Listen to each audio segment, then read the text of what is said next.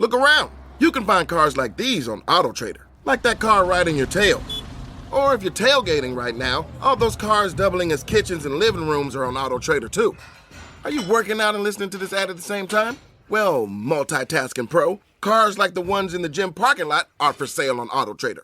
New cars, used cars, electric cars, maybe even flying cars. Okay, no flying cars, but as soon as they get invented, they'll be on AutoTrader. Just you wait. AutoTrader. Every Pokemon Episode Ever podcast is now on YouTube. Go on YouTube and search Every Pokemon Episode Ever podcast and click that subscribe button to never miss an episode.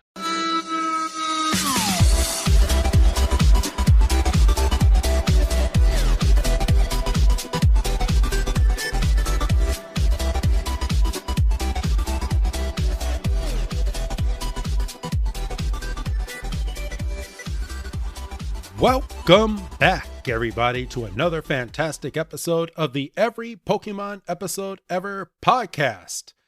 I am one of your hosts today, Wrestling Chris G, and on the other line with me, he's the man that will not put you to sleep with his voice. It's good old Dougie Fresh. Dougie, man, how you doing? You are not getting sleepy. I really hope not. I had no plan for this bit. I was not aware of this bit. I should have factored this in. You normally never aren't. I kind of just spring this on you every single episode just to see if I can catch you. So honestly, I feel like it's just payback for all the wrestling nicknames I've given you over the years. And also joining us today, he is our special guest. His name is Rich, and he is from the podcast that is called Not Suitable for Adults. Rich, how are you doing today? I am so excited to be here. I'm ready to talk about Pokemon, which is one of my favorite things, and just have a lot of laughs and good times. Awesome. So the way that we normally do when we have guests, Rich, is obviously you do your own podcast called Not Suitable for Adults, and I just would like to give you a brief second to kind of go over what you do on your show. So for our audience that is not familiar with you, what do you do on your show? Yeah, so our show, I host this show with my wife, Natalie, and we do this show called Not Suitable for Adults, and we basically it all began when we were sitting around sort of watching our young daughter's shows and realized that she had a little bit more control of the television than we did. And we started sort of getting trapped in this never-ending loop, shall we call it, of children's programming. And we realized we had some thoughts about it, not just like whether we thought it was good for our daughter or not, but like whether the shows themselves were good and whether we liked them for ourselves. And I think it sort of began, I was picking apart plot points in the show designed for 4-year-olds. And we realized that we were truly going crazy, and decided that might be a good podcast to do. So that's what we've been doing. We watch kids shows and movies primarily, but sometimes we branch out. We'll do, like recently we did an episode about Chuck E. Cheese. Great episode, by the way. Stuff. Oh, thank you so much. Yeah. Stuff made for kids. We tell you whether a grown-up might like it or not. All right. Well, awesome. And genius idea for a podcast, honestly. Yeah. I appreciate it. I keep looking around like when we started, I was like, surely someone has done something like this before. And it seems like it actually turned out to be a pretty unique idea. So we've been pretty excited about it. All right. Perfect. And we thought that you would be a very good guest to have on the show because you basically do kind of what we do. I mean, you kind of branch out into a bunch of different shows, which makes it your show entertaining. And we kind of stick on Pokemon, and we kind of had kind of similar idea. We're like, okay, we're adults now. We used to watch this hit show when we were little kids. So why not just talk about it and give an adult spin on it? So absolutely. All right. So, but again, thank you for coming on, Rich. So this episode that we are going over today, you actually picked when we were going back and forth on Twitter. you picked the Song of Jigglypuff. Now, Rich, I do want to ask you, outside of today's episode, are you familiar with Pokemon, and have you really kind of watched Pokemon before when it was at its peak? Oh yes, very much so. I when Pokemon first came to the States, I got a copy of Pokemon Blue as a young boy, and played it until I wore the cartridge out. And I got most of the versions that came out after that for a while. And I don't remember when I discovered that there was a show also. Like, I remember like these were the days where it's like you weren't plugged into anything to always tell you like, hey, if you like this video game, you might also like this TV show. So I discovered the show a few years later. But yes, I've watched I think every episode of at least this first iteration of the Pokemon TV show. Okay, At least once each. And it's pretty funny. So I'm gonna give you a little history thing, because me and Doug were kind of in the same boat. Like we found the video game prior to watching the show, but prior to this episode was an episode called "The Problem with Paris." So that was the what they, I guess, considered the second season of the first iteration of Pokemon. But prior to this, there was a new episode literally 5 days a week, Monday through Friday. And I had no idea about this. So I'm guessing I jumped onto the bandwagon during the second season and watching everything else prior to that. Can you speak about that, Doug? Yeah, I have a vivid memory of watching Pokemon at like 6 a.m. I'm getting ready for school, getting ready to step out for the bus. I've got a tray of bagel bites because I was a healthy child. And I just, I would watch them, and you stay for the Poke Wrap, and you head out the door, and I mean, it wasn't like you weren't cracking the Da Vinci Code, like trying to catch on to what was going on. Like you just understood that, these were monsters and they were fighting, and it was bright colors, and it was good. And I remember being aware of. I mean, I do not remember the shift where it only was once a week. When you brought that up the other day, my mind was kind of blown, because I had just kind of always had this memory of it being 5 days a week forever. So I don't know if 10-year-old me would be able to handle that shift, if I'm honest with you. Like, what do you mean I gotta wait until Monday? What do you? It's like, I want the next one now. Yeah. For real.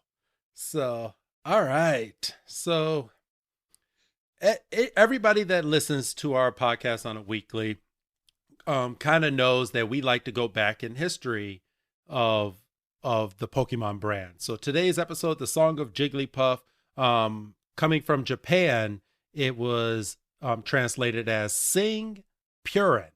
Jigglypuff is called Purin in Japanese, and it was released on May 21st, 1998, and then came over here to the States on February 20th of 1999.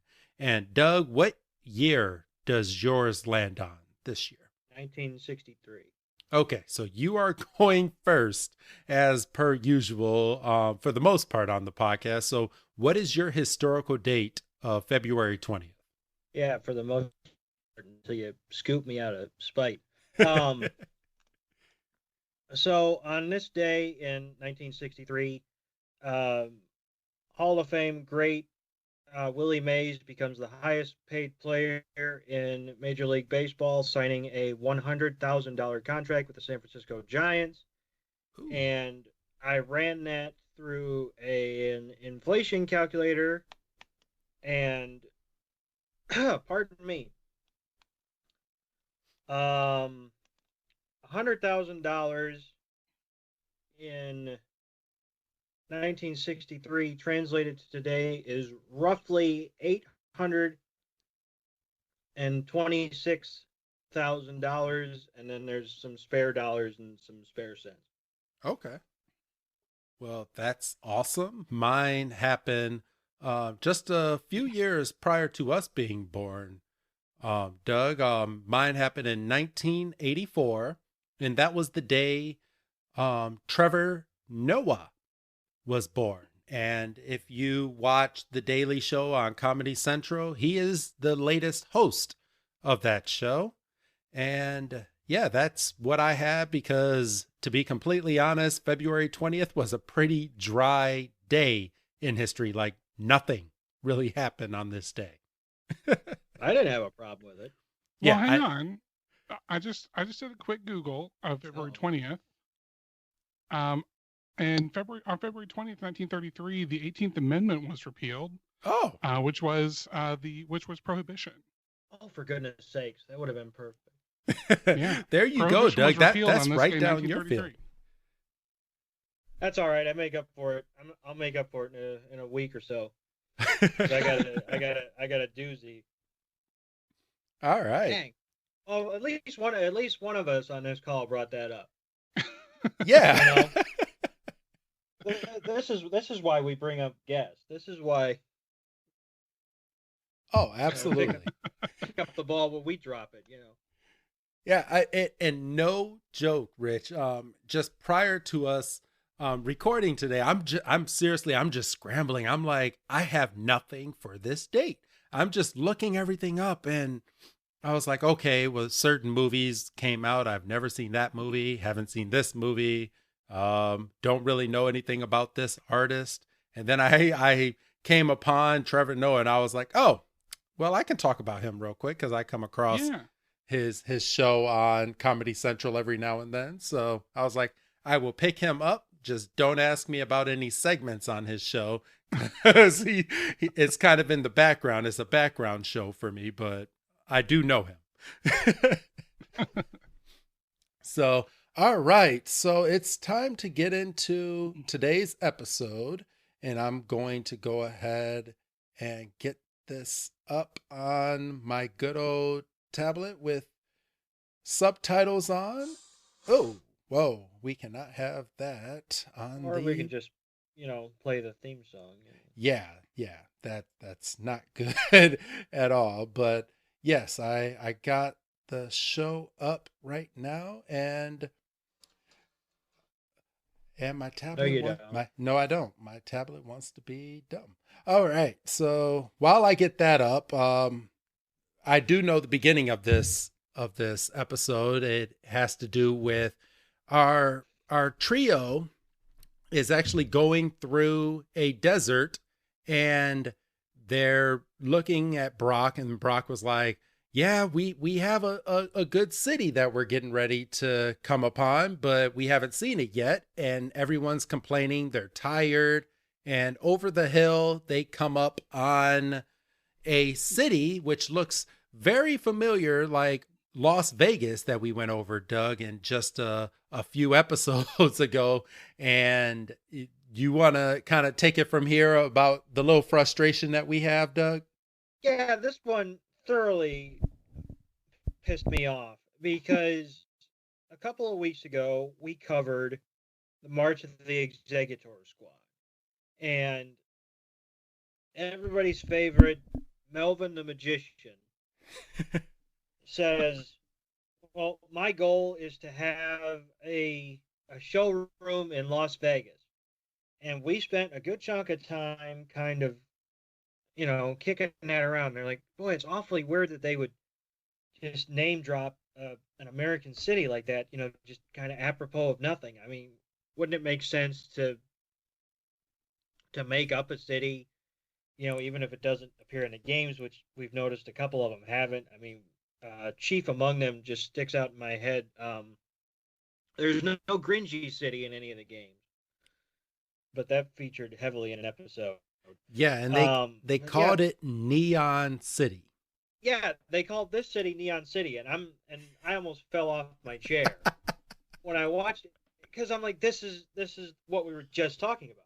Like, we were like, how hard would it have been for him to say, I want my own showroom in Neon City, and then you could have just played that quick clip of his fantasy where he's playing in his packed auditorium, and then, or you could just say a quick sign gag, "Come see the marvelous Melvin and his hypnotic executor," or something, But no, they Las Vegas, even though they knew in 2 episodes from now they were going to basically go to Vegas. Like a minute and a half into this episode, there's a dude at a slot machine. Yes. I was so frustrated. I'm like, I cannot be the only one. And it's pretty funny because, I mean, at the beginning of this episode, I mean, obviously it's a 20-minute cartoon. So they're entering the city. Things are pretty fast at the beginning of this. Ash, Misty, and Brock, and of course, Pikachu are walking through this town. They're looking at all the glitz and glamour. They see all the bright lights and everything. And then it seems like this guy that they run into was the guy that was in the Executor episode. And we find out he is sleep deprived. He's very angry and he's just down on his luck. And Rich, what was your initial thought like on this opening scene of Pokemon coming into what we consider Las Vegas that they're calling Neon City? Well, so they set up the idea really quickly. I am thinking, like, now as you mentioned that, I had not thought about this, that they talk about Las Vegas and then just very shortly later go here. But I was also just thinking the whole thing. Now it's been a while since I've seen March of the Executor Squad, but the whole thing in that is that he ends up having all the Executor that do hypnosis, right? Yes. Right. Well, see, then that's stepping on Jigglypuff's whole game in this one. So they can't have the Executor in Vegas, because then there's already an act all about putting people to sleep. Yes. There you go. And it's funny because I want to throw that out there. So the big thing about this episode is Sing, which is kind of a hypnosis attack in the Pokemon game. And in the Executor episode, they use hypnosis as well, which in using hypnosis in the video game, Doug, correct me if I'm wrong, does it not put you to sleep in the video game instead of confusing you? Or what's the difference between the move Sing and the move Hypnosis in the video game? No, it definitely puts you to sleep. And I mean, it definitely says something along the line. It's been a minute, but something along the lines of, it looks like your Pokemon is asleep. And then, like, if somebody's confused, it'll say, like, Bulbasaur is confused. Yes. And, you won't be able. So there's a marked difference. And I really feel like they should have kind of differentiated both Hypnosis and Sing. I mean, we're about to get really deep into Sing in this version of Pokemon. But like I said, so we're going through Neon City. We bump into this wise guy who's very sleep deprived, as we said, and he's very angry. And Ash actually has a chip on his shoulder because Brock is like, "Hey, why don't we just calm it down?" And Ash, "Why don't you just apologize for bumping into him?" And Ash is like, "Why do I got to apologize? Like, he bumped into me." And then we have freaking Officer Jenny come into the scene, and she is angry just Jenny. Yeah, She's mad. pissed off. Yeah. I'm sorry. What were you saying, Rich? Oh no, I just said this is funny. It's angry Officer Jenny, like dark angry. It's Officer Jenny dark. Yes. Like she's also sleep deprived and also in a bad mood, and really whips that bike around too. Yes. Like she really whips that motorcycle. So and she comes in and she's like, "It's not worth it." Or she basically goes, break it up. There's not going to be any fighting in this town. And the guy is like, "Yeah, it's not even worth it anymore," and just storms off. And Officer Jenny just looks over at Ash. I mean, completely ignoring Brock and Misty. And she's like, you shouldn't be out walking the streets this late at night. What are you doing out here?" And they have to kind of explain, hey, we just got into town and we're just looking around. And she has enough nerve to say, well, you need to go find a hotel because everybody out here stays up all day and all night and everyone's all angry and there's just a bunch of fighting and it's not a place for children. I'm kind of thrown back because watching this as a child, I'm looking at this like, okay, well, what's really going on? I mean, are they really going to put this in an episode of Pokemon? Like, I was kind of taken aback rewatching this episode. Yeah, I mean, obviously you can tell, as Rich said, Officer Jenny has an edge to her, because obviously if the town's open 24/7, she's patrolling the town 24/7. So, she's kind of on a level playing field with everybody. And, I mean, she basically says as much. She's like, you all should get a hotel and get a good night's rest. And then, she's immediately distracted by something else. And she speeds off. And, then, and I feel like really quick this episode, we're shown Team Rocket. Like, usually they wait at least 10 minutes. Yeah, Team Rocket is in this episode, like, right from the get-go. So we go straight from that scene to the same guy bumping, and I kind of feel like this is his go-to. Like, this guy just walks the city and just bumps into people and constantly has issues because he bumps into James and he's like, watch where you're going. And this guy basically says the exact same line to James as he does to Ash. And this guy, okay, and Rich, correct me if I'm wrong. Does this guy not look drunk, like the way that he kind of carries himself? Yeah, he's got the sort of hunched over, like one arm is hanging almost to the ground. And when he swings around, his arm kind of swings freely.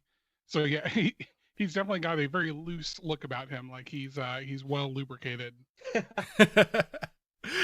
And then this is what gets me. Like he doesn't beat up on Ash because, I mean, it's a kid's show and we don't want to show an adult hitting a child, but he had no chill when it came to James. And when James was like, watch where you're going, this guy basically just jumped right up on top of James and just starts completely punching him in the head. And Jessie stands up for him. She's like, well, you walked into him. Who do you think you are? And then she has this old lady that just bumps into her and she starts spanking Jessie. And the guy is just completely smashing James' head in. Like, I'm like, whoa. I was like, the violence in this episode, and we haven't even gotten the name of the episode in yet. Yeah. Because at that point we got Meow saying we better prepare for trouble. Like, he's screaming, and then we get the freaking title screen, and then we see the town lit up for morning. Yes. So it's we go straight from that to the morning scene, and Ash, Misty, and Brock are freshly rested up, and they're like, I can't believe it. It's already morning. And they walk out and everyone is still awake from last night, and everyone's arguing with everybody. Like, it doesn't matter who they are. Like, everybody is just having a bad day. I'm sure a lot of them are down on their luck because they lost a lot of money. They're also sleep deprived. Like, this episode moves extremely quick. And we see Officer Jenny is hopping between fights, breaking everybody up. I mean, so she's probably at her wit's end already. I'm sure all of that occurred prior to the trio coming into the city.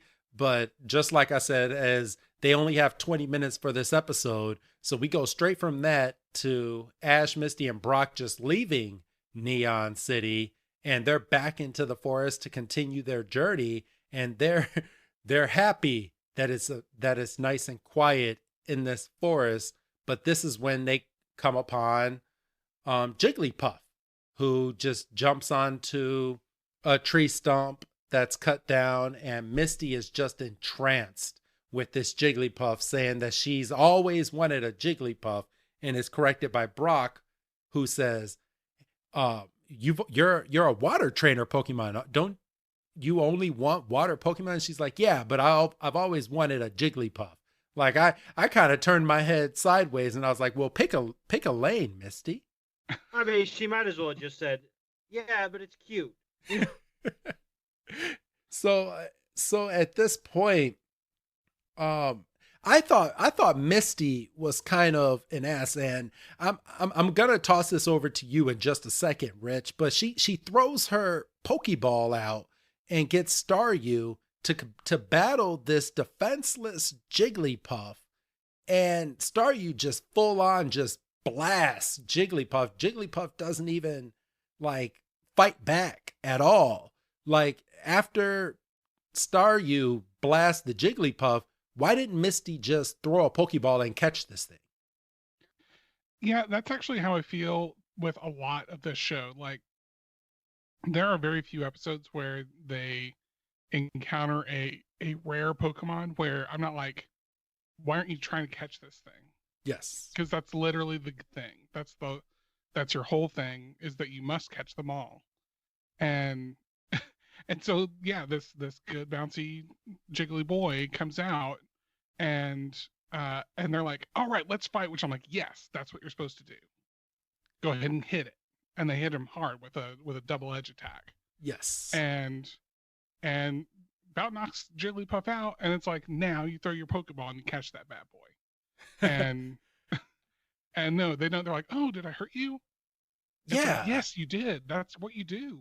Good point. Yeah.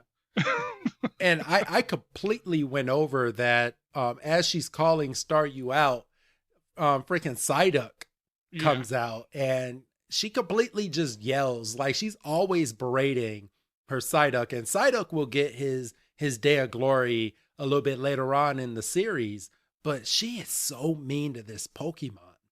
Like, it is unbelievable. And also, I just want to say that, like, when I was playing Pokemon, I would have killed for a Psyduck. So, yes. Like, come on, Psychic and Water, come on. Get out of here. And it evolves into... yeah, like Golduck. And Golduck is such a great Pokemon to have on your belt. It's lightweight, it's quick, and if it's at a high enough level, it gets the first attack in. Yeah. So never understood why she was so hard on Psyduck. Although, other than he becomes extremely powerful. Yes. He ends up becoming extremely powerful. So. But all right, so Doug, I'm gonna shoot this over to you when the Pokedex comes out, because you like to talk Pokedex entries when Ash brings this out about Jigglypuff. So we find out that Jigglypuff is classified as a balloon Pokemon, which right off the bat I'm like, well, that's harsh. Yes. And it says it has large friendly eyes and sings a pleasant song. So you're going, sure. Well, so yeah, so this Pokemon means no harm to anybody. It just wants to hop around and sing a song. But we quickly find out that despite what Dexter says, this Jigglypuff can't sing. Yes. And so since this Jigglypuff can't sing, it's kind of down on its luck. But I mean, we're going to slowly find out, because it's going to be a running joke after this episode about Jigglypuff. But Jigglypuff, when she sings, she puts people to sleep. But Jigglypuff is so naive in the head that she does not really understand what her powers do. Right. And I don't think Ash and Brock and Misty, that they understand yet what the move Sing does, because they've never really encountered a Jigglypuff. But at this point, we find out that Jigglypuff can't sing, and Misty right off the bat goes, I want a Jigglypuff, but what's the point of having a Jigglypuff that can't sing? And Turns Jigglypuff around and starts kind of throwing a fit. And she's like, "Oh, but you're still cute." yeah. Like she is so mean. Like she has no filter when it comes to Ash. She berates Ash every chance that she gets, and now it seems like she just doesn't watch her mouth when it comes to Pokemon. She's already berated Psyduck, and she's already basically disgruntled Jigglypuff in the process as well. Doug? But at least she didn't punch Psyduck in the head this episode. Yeah, she just yelled at him. Just pulling back in the ball. Yeah, I guess I don't remember this bothering me as much when I was a kid, but definitely. So this is a show that I watch sometimes with my daughter. She likes Pokemon. Okay. And I don't remember Misty getting on my nerves as much as she does now, which is too bad. Like because she's a really cool character. Like she's got a lot of cool stuff about her that could be part of it. But yeah, it's a lot of yelling and a lot of getting. In fact, I'm trying to. Oh no, it's not this episode. I watched a couple more episodes of this with my daughter later after I watched this episode. I'm thinking of the next episode, the prehistoric Pokemon. There's a point where she's like, "Be careful, Ash, you still owe me a bike," and I'm like, "Come yes. on." and we've brought up on a previous episode that later on in the series, and it doesn't happen until I believe like 1 or 2 seasons prior to what they're on right now on Netflix. But Ash finally, after all these years, gets Misty her bike back. And they pay it off. Yes, they completely pay off because I believe Pokemon with Ash, they're starting to wind down on the Ash character. And I believe that they're getting ready for this new character that's on the show. Because Ash has just won the Pokemon League for the first time. And he's now on a journey to just learn about all these Pokemon. And he's now visiting every single part of the Pokemon world that he's visited before to learn more about these Pokemon. And he's not really trying to become the best trainer anymore. So he's on a different type of journey now, and all the old characters are now starting to come back, and he's kind of paying off all his debts. So I'm not fully caught up yet, but as of right now, that's the route that they're going down in the Pokemon Ventures. So, and I guess I should have said spoiler alert, but it's already out there. So yeah. People who are Pokemon fans already know. But we go straight from Misty and Brock and Ash talking to this Jigglypuff and talking about how they're going to help this Jigglypuff learn how to sing over to Team Rocket. Now, normally I'm not a fan of Team Rocket when it comes to episodes, but they actually had a good idea in this episode. They're looking over with their binoculars, and they're like, "Oh, a Jigglypuff. When Jigglypuff sings, people go to sleep. In Neon City, all these people are sleep deprived. So why don't we get this Jigglypuff so we can have it go and sing inside of Neon City, and then we'll steal all of their stuff." But I mean, outside of stealing everybody's stuff, they have a legit idea when it comes to getting this Jigglypuff. Yeah, it's definitely one of their better, like, they're paying attention kind of moments. And it's also refreshing because it's not, even though like in their dream, when they imagine what it's like to steal everything, they still have Pikachu under their arm. But it's not like, we got to get our hands on Pikachu. It's like, you know what, we're a big criminal organization and we should be aiming for bigger stuff. And they really shoot for the stars with this one. Yes.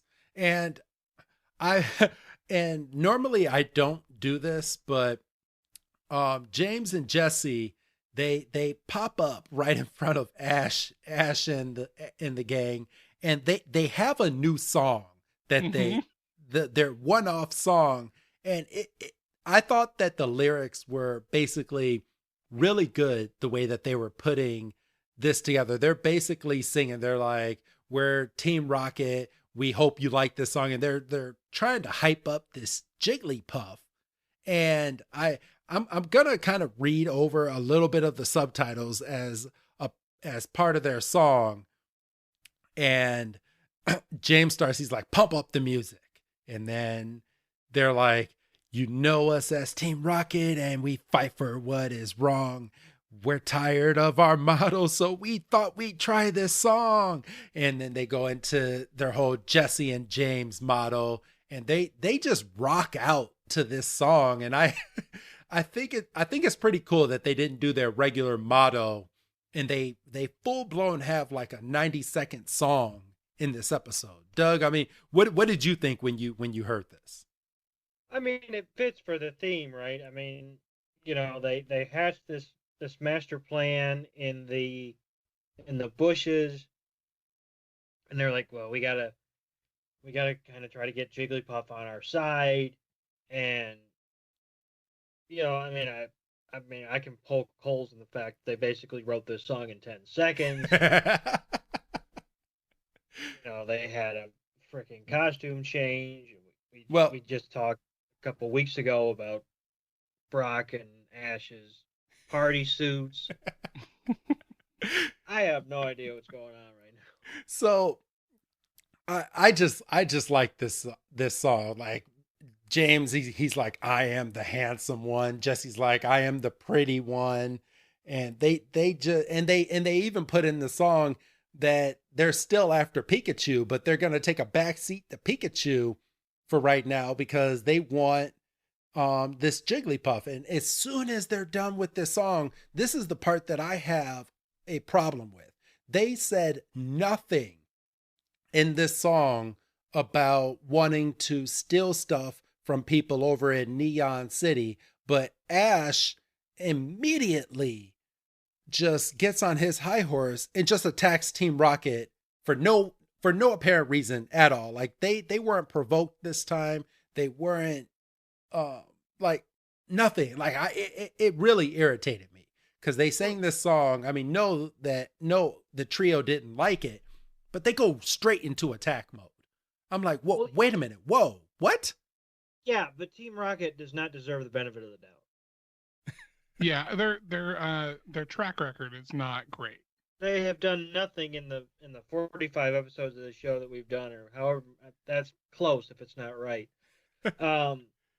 You also skipped over my absolute favorite part of this song, which I don't know. I'm curious. You said you're looking at the subtitles. Do you watch Pokemon with subtitles, or do you watch like the American version? Well, yes, we watch them in English, but we put the subtitles on while we're doing the show. So if we need to pick up a line in specifics, we do that. My favorite part of this song is the very last line when they say, we want to capture Pikachu. We hope to do it soon. And when we do, we'll be the new stars of this cartoon. That's my favorite line. Breaking the very fourth funny. wall. I love breaking the fourth wall. But yeah, I think they come out, they sing their song, and let's be fair, Ash and gang give them 90 seconds. Yeah. Of production to go, okay, like, yes, normally we only have to wait 30 seconds for your motto. So they give them a full 90 seconds, and then they come out, and then they're like, all right, well, let's just do this. We know what's coming. And they whip up on them. Yes. Literally with Vine Whip. And Jesse literally goes, "We need Jigglypuff to sing a lullaby." And Misty's like, "It's lullaby? Like, didn't Dexter just tell them that Jigglypuff loves to sing music? Like, I mean, I do like breaking the fourth wall and everything, but literally they just had Dexter out like 2 minutes ago." Well, what they don't seem, I mean, what they still don't know, I guess, at this point, is what somehow Team Rocket knows. Another rare moment where Team Rocket is the most in the know, where Team Rocket knows what Jigglypuff can actually do. Yes. Like I think that it seems like Misty knows what Dexter knows, which is that Jigglypuffs like to sing. But Team Rocket understands that it's one of their abilities. It's something that they can actually use in battle. And which again is really rare. And I think even like it's Jesse and James that know that, and not. I think it's a lot of times Meowth is the one that kind of like, well, if you knew this about Pokemon, then and that kind of makes sense. Yes. But I think it's even Jesse and James who are like, ooh, a Jigglypuff that knows sing, and we could put people to sleep. And then Meowth is like, well, if the singy thing can do that, then let's do it.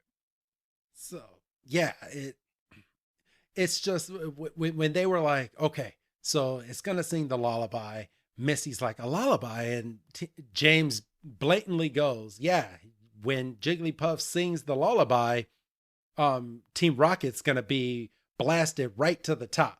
And Misty looks over at Ash and she's like, hey Ash, this looks bad. And Ash straight up takes his Pokeball, calls out Bulbasaur, and just says, take care of them. Like, doesn't call out a move at all, but just says, take care of them. And it's Weezing versus Bulbasaur at this point. Doug? And as we touched on, Weezing literally gets whipped right in the face. I mean, he just takes a Vine Whip, just smack in there.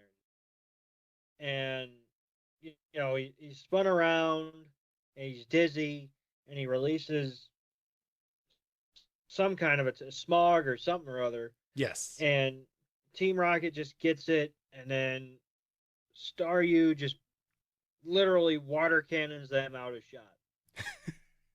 Now, I like to poke holes in the cartoon, but would this not have been the perfect moment for Ash to call out his Charmeleon that he just got 2 episodes ago to take care of Team Rocket, knowing Charmeleon does not like Team Rocket at all? Right. Sometimes I like to poke that hole, because I mean, Charmeleon, as we stated before, off Mike, Doug, Charmeleon only gets 2 episodes before he becomes Charizard. Yeah. I mean, I knew the evolution was quick, and I remembered the circumstances of the second evolution, but I did not know that they was so close together. And we kind of did a little bit of math, and I mean, we'll talk about that in a couple of weeks when we actually cover that episode. Yeah, it's actually next week. Yeah, well, shit, yeah. It's the very next one. Yep. So, all right. So we go straight from that. As you said, Doug, Misty has Staryu shoot basically water cannon Team Rocket off cam. And we go straight from that to Misty doing a do-re-mi with Jigglypuff. And she's like, that's how you do it. You do it like that. And you notice how I took this breath when I was singing, and Jigglypuff still looks a little confused. Well, not so much confused. Well, confused and disinterested, and probably heard, you know, Team Rocket's plans for it, and probably didn't like that. So it's just kind of there, and you know, Pikachu's into it, and you know, does it, you know, Pika, and you know, Ash gives him a compliment, which is the tipping point for old Jigglypuff here. Jigglypuff had no chill. So I just want to say, this is one of the reasons why I was like, this would be a good one for me to talk about, because in my real life, I work for a musical organization, and I have a music education degree. Oh, okay. And so I just want to take a moment to say that while Misty has a lovely voice, she is not a good vocal teacher, as Ash says she is. I just want everyone to know, like, in case you weren't sure if that 10 seconds of teaching that Misty did was good or bad musical directing, it was not very good. Because she does a great job of singing it, and then she goes, "Did you see how I just sustained my breath across the whole thing, and I sustained my breath through the whole thing? Okay, now you do it." And I just want to say that anyone out there who is a singer knows that is literally what you try to learn how to do better your entire career. and so no, like you can't just go see Jigglypuff. That's all you have to do to sing. Just do what I did. Exactly. And but see, what you have just run into is the pitfall of this entire series. And anytime we run into big logic holes like this, plot points that don't make sense, we have a little motto on this show, and we sigh and we say it's a kid show, and unfortunately we have to move on. Yeah, and that's literally, again, that's how my show came to be. This is not suitable for adults. yes. And that is why it is like it is. So right before you talked about the degree, we had Pikachu singing his little song. Ash compliments Pikachu. Jigglypuff actually gets really upset, even though she did not want to sing after Misty, but she's like, I'll be damned if Pikachu is going to take my spotlight, and just goes over and just smacks Pikachu right across the head. Yes. And then goes and hides behind Misty. And Pikachu's looking around confused. Like, how quick did that Jigglypuff move, for goodness sake? A rare slow moment for Pikachu. Yes. One of two in this episode, though. Exactly. But I'm gonna direct this because you brought up a good point, Rich. So as soon as that happens, Misty starts filling up a balloon, and to kind of make Jigglypuff's lungs a little stronger. Like they're trying to give Jigglypuff a little briefer as to how to sing. And she's at this point using a balloon to strengthen the lungs. Is what would you have to say in your profession when it comes to Misty? And we've established that Misty is a 10-year-old trying to teach Jigglypuff, but what do you say in regards to this? Credit where credit is due. This is not a bad exercise for strengthening your lungs. It's not a good idea to hand the person who doesn't have lung control a full balloon and try to have them maintain it like happens here. Because I mean, that's very funny. It leads to a funny balloon joke for Jigglypuff. But yeah, and this is actually not a terrible thing. It is true that if you have diminished lung capacity, a good way to build up your lung capacity is to practice blowing up balloons. So I'll give her that amount of credit for trying this. Although, yeah, it would be try blowing it up and not try to keep it from blowing you up. Yeah, she literally sticks it in Jigglypuff's mouth, and Jigglypuff just goes flying around. Yeah, which again, very funny and very, very good. But you see, very rarely are you doing that to something that is in itself a balloon. So, yeah, correct. Yeah, it's kind of a weird thing to jump around to, and then it is funny that because it ends up being Brock's thing that fixes it all, right? Yes, right, and we're getting to that like right now because they're walking the forest and Brock is looking for something and he finds what he's looking for. I just think it's funny that out of all forests but of course it's a kid's show, that he knows exactly where to go. He picks off this fruit and gives it to Jigglypuff and tells Jigglypuff that here, it heals your throat if it's sore or tired, and tells Jigglypuff to eat it and it might end up helping her singing. This actually, go ahead. No, go ahead. No, I was just thinking when this part happened, it made me wonder if maybe that's the problem. Like they've been talking about Jigglypuff, like Jigglypuff doesn't know how to sing. And I wondered if it wasn't just that Jigglypuff had a really bad sore throat or wasn't feeling well, which can also affect, because it seems like, correct me if I'm wrong, because I watched this episode now a couple of days ago and I've slept a couple times since then. But I think it's not that like Jigglypuff tries to sing and can't. It's that whenever it goes to sing, it like decides not to. It kind of like wimps out. Yes. So that makes me think like, yeah, maybe it's not an ability issue because then everything clear, like the miracle fruit does its work very quickly. I will say I thought it was funny. I think Brock runs past about 15 trees that have the same fruit on it before he decides to stop. But got to pick but yeah, that right so fruit. it seems like maybe just Jigglypuff just had a sore throat. Yes, because as soon as Jigglypuff eats this fruit off of the tree, she starts to sing a little bit, and everybody starts cheering. And of course, Pikachu is cheering as well, but she doesn't want another Pokemon cheering for her. So she just goes and just kicks Pikachu again. And Pikachu's like, what's going on here? Yeah, poor Pikachu has done nothing to deserve anything, and it has been smacked twice. And he's so confused. For trying to be support.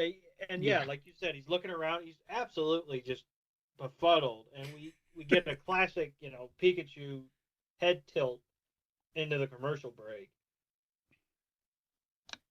So, and it's just poor Pikachu. So Doug, normally you look up on Bulbapedia recently. Is Jigglypuff the who's that Pokemon of this episode? I would sure hope so. Otherwise, I don't know what we're doing here. Yeah. Okay. Perfect. Yeah. So we come back from commercial break, and at this point, it looks like they walk back to the tree stump that they were previously at and tells Jigglypuff to start singing for them. And Jigglypuff agrees, and Jigglypuff then sighs again and then starts singing. And I believe this is the only time in the Pokemon series that we actually get the entire Jigglypuff song. Like, right. Jigglypuff normally starts singing. She sings for about 10 seconds and everyone's asleep. But this time, Jigglypuff actually got a decent amount of her song out. Well, because we have to establish what, in fact, the song can do. Because otherwise, there's no joke. Because, so you have to get it once. I mean, and we saw it, with Team Rocket and their motto. They got their first episode. They got it completely out the first episode. And I think by episode 2, they were already getting interrupted. Yes. So, we were trusted as an audience to be right, so Team Rocket's gonna very rarely change their motto. And, we only have a half an hour. We're not going to give them time every episode to get the entire motto out because it's not going to change, so it's pointless. So we're going to, and episode 2, they're cut off. And, it's with Jigglypuff. It's okay, we kind of sped up the beginning because, like I say, Team Rocket was introduced 3.5 minutes into the episode as opposed to, 8 or 10. So they said, well, we rushed up top, so we have the time to give you the full song so you can actually see that it does, in fact, put everybody in the vicinity to sleep. Yes. Including Team Rocket, who is in the bushes again with recording equipment. And I had a problem with this scene, okay? So they're walking with the recorder. James has the mic, and they're like, okay, well, if we can't capture this Jigglypuff, we'll at least record Jigglypuff singing. And they can clearly hear Jigglypuff singing. And Jesse is clearly recording at this point in the episode. I mean, and as we stated before, I mean, yes, it's a kid's show. But I mean, we're going to end up getting the results of this recording in about 1 or 2 minutes. And it's nothing. We're not there yet, but they're recording. They're like, oh, there's Jigglypuff. And they hit the record button again. They stick the microphone over and they get nothing of Jigglypuff actually singing her song. Well, that's a fair point. But I mean, I guess Jigglypuff at this point, what she only sang for about another 10 seconds. But here's the remarkable part to this episode. So we finally get the microphone or a permanent marker as Jigglypuff has in every single episode going forward. So this permanent marker never dries up. I just want to tell you, it never dries. So she will use it. She never forgets to take the cap on, to put the cap on. That's the important thing. my lesson son learned, will. if you always put the cap back on your markers, they will last forever. Yes. Like my son and I talk to him all the time. My son's in the second grade, but when he's using his markers, because he's still doing classes remotely, but he never ever puts the caps back onto his markers. I cannot tell you how many trips to the store we have taken, and here we are, Jigglypuff, every single time, and she uses this marker on everybody. Even in the next episode, she uses it on almost 100 people, but this marker is still fresh. But again, it's a kid show. But Doug, why don't you take it on in this scene when Jigglypuff is taking the marker out of Ash's backpack? So she finishes her song and she looks around and sees that Ash and Brock and Misty and Pikachu are asleep. And she's immediately pissed off. She goes into Ash's bag, finds a marker, and draws on their faces. And she's so happy with herself. She's giggling to herself. And then she sees the microphone sticking out of the tall grass. So she follows the mic and she finds Team Rocket also asleep.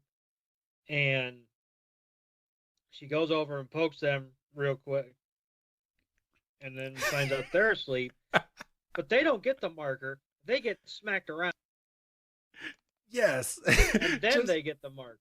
Just full blown, just attacked with double slap. And okay, so Rich, what did you think when you were watching this episode? Like how our regular trio just gets the marker treatment, but Team Rocket gets the double slap.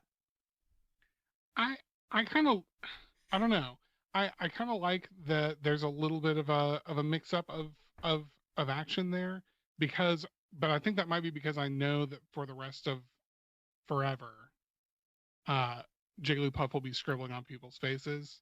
And like I said, Team Rocket always has it coming. They've recorded Jigglypuff tried to without Jigglypuff's permission, and that's not okay.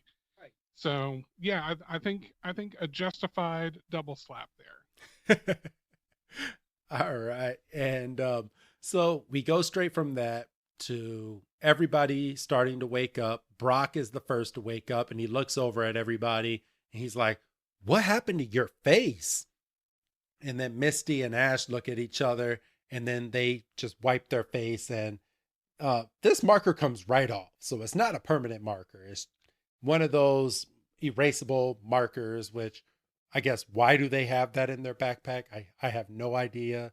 We never figure out why they have a marker. Because what if you're a Pokemon trainer, what do you need a marker for unless you're writing the name of your Pokemon on your Pokeball? But none of them ever do that. You gotta make notes on your town map. You gotta make notes on your town map where you've been, what you caught where. That's what I think. Okay. All right. Yeah. We will go with that going forward. I'll take that. And they all look over at Jigglypuff, and Misty is looking at Jigglypuff and she's like, "What's wrong, Jigglypuff?" And Jigglypuff is just mad. And Ash's like, "What is it mad about?" And I think, yeah, it was Misty. And Misty's like, "I think it's mad because we all went to sleep on it." And Brock is like, "Wait a minute. No way." He's like, "Why would it be mad at something like that?" And Missy's like, I wouldn't be too happy if people that I was performing for fell asleep. And Ash was like, neither would I. And she tries to comfort Jigglypuff at this point, but Jigglypuff is still not having any of it. So Doug, Brock ends up coming up with a great idea. You want to take it from here? Yeah. If my player wants to cooperate. So yeah. So no, it doesn't want to cooperate, right? Okay, I got you, Doug. I got you. So he's like, maybe there are some Pokemon that wouldn't fall asleep. And they all get the bright idea of releasing their Pokemon out of their Pokeballs and says, all right, Jigglypuff, why don't you go ahead and sing your song for all of our Pokemon? And Jigglypuff sings again. And for the second time in this episode, everybody falls asleep again. And we get a picture of the clouds going by. Some time has gone by. And Jigglypuff then gets mad again and draws on everyone's face again. And Jigglypuff just gets so mad. Time passes again. And at this point, Jigglypuff, actually, Jigglypuff didn't mark on anybody's face. I think this is the just only. Got pissed off. Yeah. Just got pissed off. So it's at this point, everybody ends up waking up. They call back their Pokemon, and Misty's like, why don't we just let Psyduck just come out here? Because Psyduck's too stupid to fall asleep. Has no confidence in her own so Pokemon. Mean. Uncalled for. So, Rich, I know you had to have chuckled at this point, because I was almost on the floor when I was watching this scene of Psyduck, hands full on head, listening to Jigglypuff. And Jigglypuff just has no chill because she knows Psyduck fell asleep with his eyes open. Yeah, I gotta say, if it hasn't already been said at some point, for me, as much as like Misty getting on Psyduck is a repetitive thing, and it's just too bad. And like we were talking about before, it's like understanding how good this Pokemon is. At the same time, I think the bits with Psyduck throughout the series are some of the funniest things that they do. I don't always find Jigglypuff scribbling to be hilarious. I don't always find Charizard ignoring Ash's orders to be hilarious, but usually whatever Psyduck is up to is pretty funny. And so this one right here, where it's like he didn't even do anything wrong. Like the thing he did wrong was to exceed their expectations, and not be too dumb to fall asleep. Although he falls asleep in a funny way. Yeah, no, it's hilarious. I love Psyduck so much.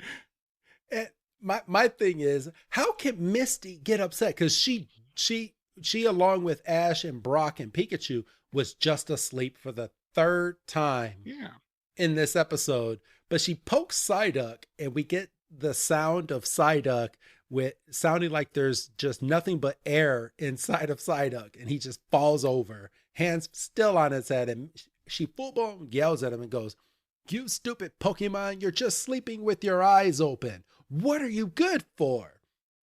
And Psyduck is like, "Psy." And at this point, we get Team Rocket waking up, and Team Rocket, I'll give them some credit, because Jigglypuff has everybody fall asleep, but they immediately wake up right after the song. Team Rocket has been asleep since the first song. Mm-hmm. We didn't have the moment of them waking up, so I guess if you're already asleep, you just stay asleep. Yeah. And they wake up and they said, well, what did they say? We should play the recording. And they play it back, and it's just them snoring. Like they got nothing of Jigglypuff singing. And I kind of have a problem with that, because wouldn't the recording have been going on this entire time, even through the two more times that Jigglypuff was singing? Yeah, because it was never turned off. So I mean, I understand the microphone was probably at a weird angle, but it was still going to pick up something. Yes. But it only picked up them snoring at this point, and they all put their hands on their ear and they're like, "Oh God, basically turn that off."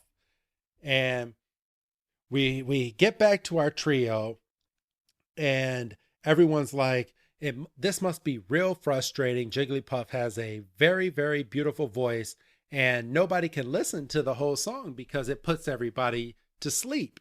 And Jigglypuff still does not understand this. She's basically like, I know I can sing now. You guys help me sing. But every time I sing, it puts everybody to sleep. All I want to be is a star.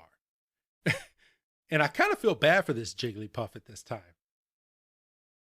And then Brock and Misty and Ash basically say out loud Team Rocket's plan to take her to Neon City and sing for them because they won't fall asleep because they're up 24 hours. And then, Team Rocket jumps out of the bush and they're rightfully pissed off because they said, even though our idea was underhanded as all heck, they stole our idea. Yes. And they just full on are trying to walk away to go back to Neon City. And at this point, did Team Rocket even deserve to be attacked earlier in this episode? Like, as I brought up before. I mean, it's still Team Rocket.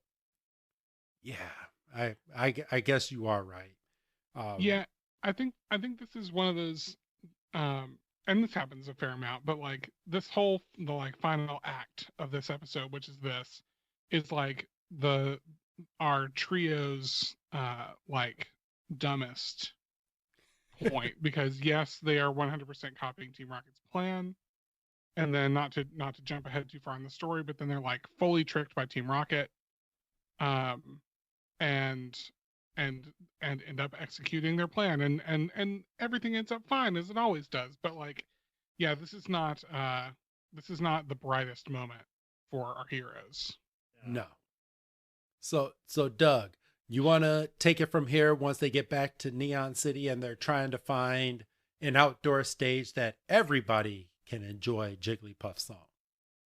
So yeah, they walk into town and they're, like you said, they're trying to find a place where the majority of people can hear the song, and they go up to a bouncer and they say, do you know like an open air area that we can go? And the bouncer, pardon me, the bouncer basically tells him to get lost. Yeah, he's like, there's nothing like that anywhere in this town. And they call him a jerk, and he shoos him out. He shoos him out, and luckily for them, this truck and this rocker chick leans out the window and says, we just happen to have a truck full of equipment and an outdoor stage, I think this is one of Jesse and James' best outfits in this series so far. Mm-hmm. Yeah, not bad. They should have used this for their bridge bike gang outfit.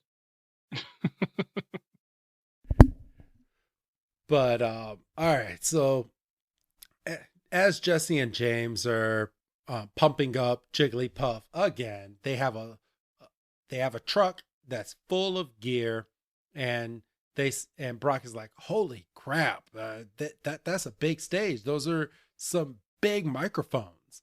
And James is like, yeah, let's crank it up to 11. And they put Jigglypuff on top of the stage in the middle of the town of Neon City. And they're like, okay, this is going to be perfect. You can sing for everybody. And Jigglypuff is so excited. She's so pumped up. And Team Rocket, it still has their plan of putting everybody to sleep. They have their earplugs ready, and Jigglypuff is now on stage. And at this point, everyone in town is looking over at this truck once the lights go on. So, Doug, you want to take it from here? Yeah, and apparently it doesn't matter if you're indoors or not. I mean, apparently that's a super powerful microphone, and the entire song is permeating the town.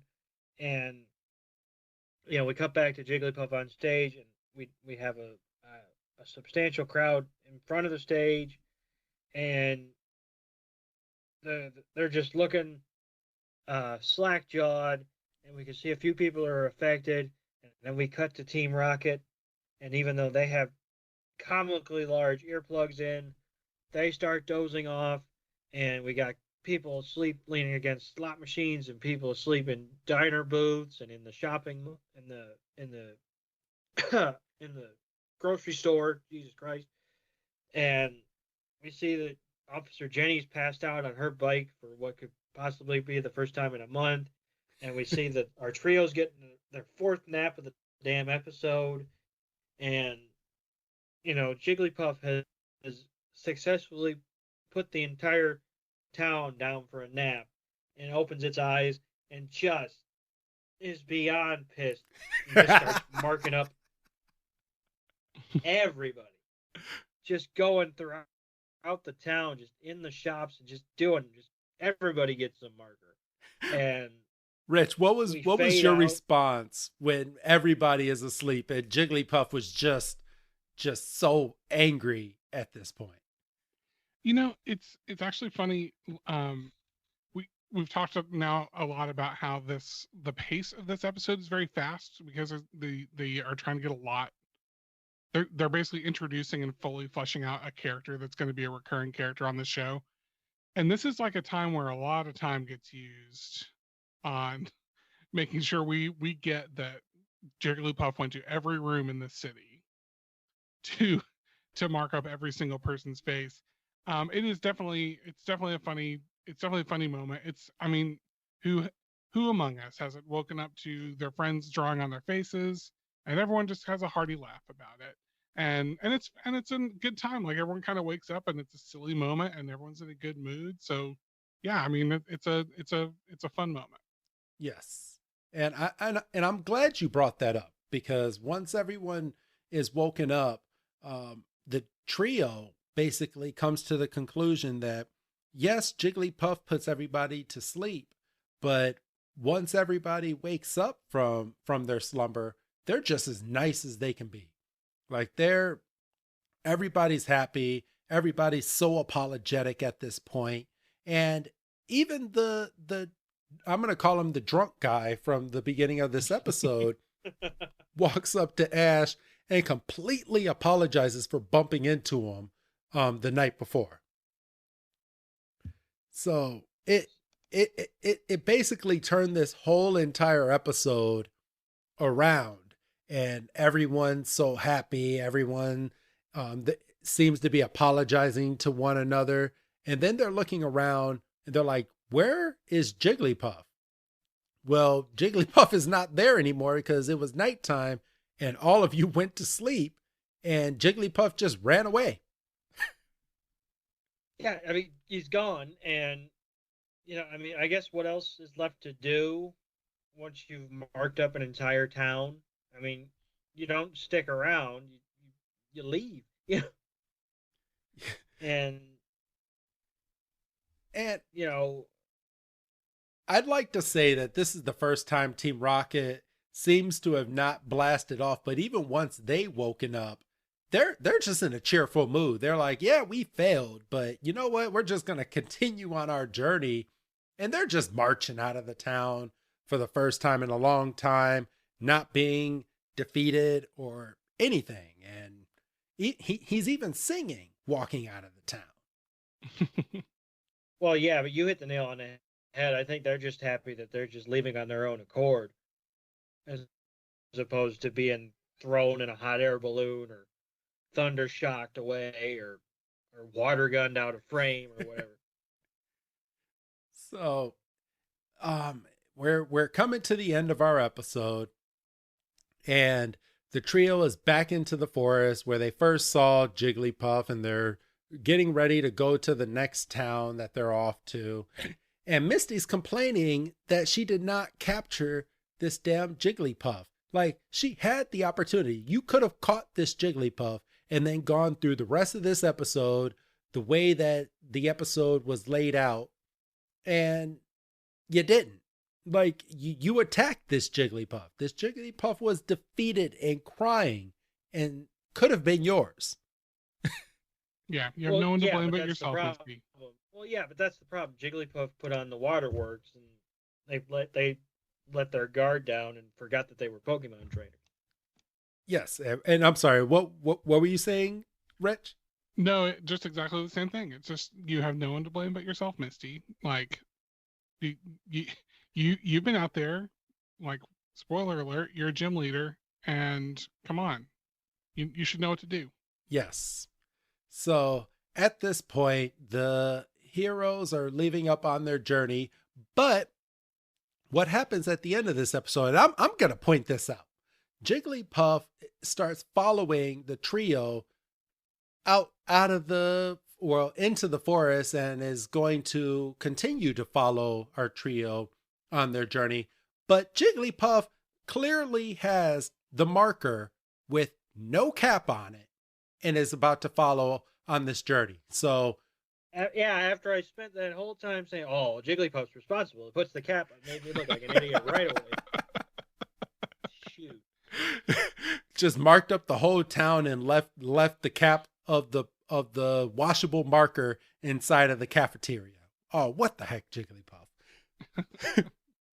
But yeah, that's the end of the episode. So normally I do just Doug and get his impression of this episode, and we like to, more recently on the show, we kind of give a 5-star rating system for this, but this time I'm gonna have you go first, Rich. And what would you give this episode? Kind of a filler episode, but what would you give this episode out of 5 stars? So I think if I go back and I try and watch it, if I want to try and think about it through like watching it the first time, I would give this episode, even with all of its faults, I think I would give it a 4 out of 5. Okay. Because it accomplishes a lot. It gets a lot done. It sets up it has a set up a running gag and kind of makes sense. And I think it does that fairly well. There's a lot of issues. It could have just been Las Vegas. It could have been that Misty caught Jigglypuff, and the whole story could have played out exactly the same. But yeah, I think overall it does what it needed to do, and it's fun to watch, and I would give it a 4. Okay, and Doug. Oh, your rating system. What would you give this episode out of all the episodes that we've covered so far? What would you give this episode out of 5 stars? I mean, this wasn't a perfect episode, but it played with the 20 minutes it had. And, the gag with the song, once we figured out the magic fruit was good. And Team Rocket's song, classic. Yes. Team Rocket's song is excellent. So I mean, you're probably looking at probably a 3.5.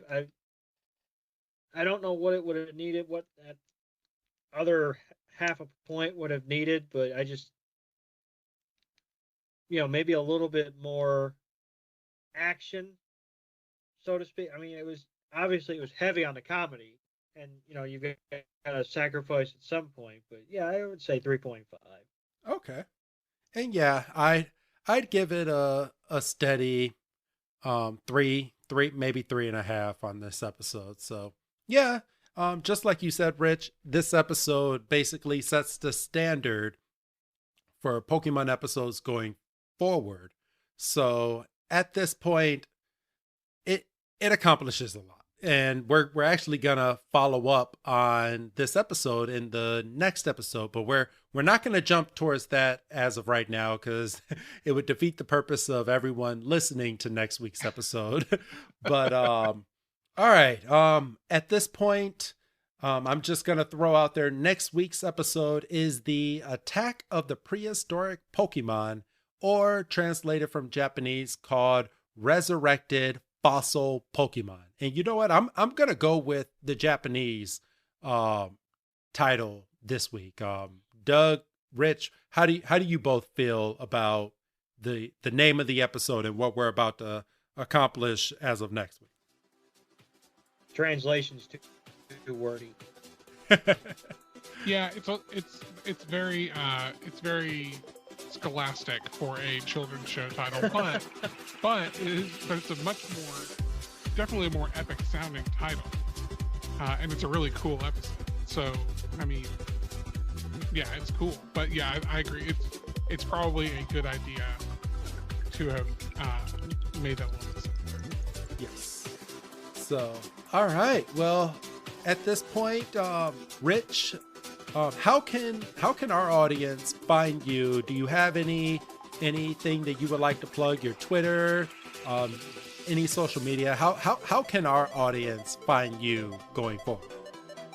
Yeah, probably the best place to find us and interact with us if you want to do that is going to be on Twitter. Our handle is at Not4AdultsCast, and 4 is the number 4, so it's NOT, the number 4, AdultsCast. You can also shoot us, if you listen to our show, we always will say, like, if you have ideas for a show that you want to talk about, or you just want to say, hey, we're also Not4AdultsCast@gmail.com is our email, and of course you can find us anywhere that you would like to find a podcast. All right, well, there you go, everybody.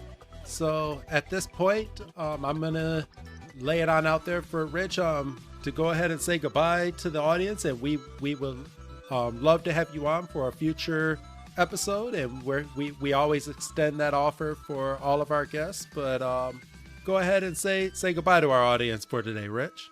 Yeah, so long, Poke fans. It's been good spending some time with you. All right, and Doug, go ahead and give your old goodbye, Doug. Bye, Doug. And this is Wrestling Chris G telling all of you, don't miss next week's episode, Attack of the Prehistoric Pokemon, and we will see you next week. Have a good night, everybody.